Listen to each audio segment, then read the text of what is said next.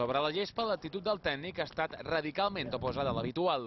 El Carreras incisiu ha passat un segon pla. El català ha seguit de prop tot el que feien els seus jugadors.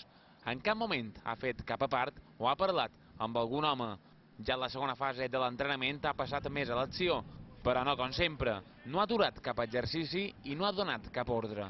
Els jugadors, la majoria, estaven seriosos. Nunes ha estat l'únic que ha mostrat el somriure. En acabar, Lluís Carreras ha ajudat a replegar el material. En algun moment mirava a l'infinit, en semblant nerviós.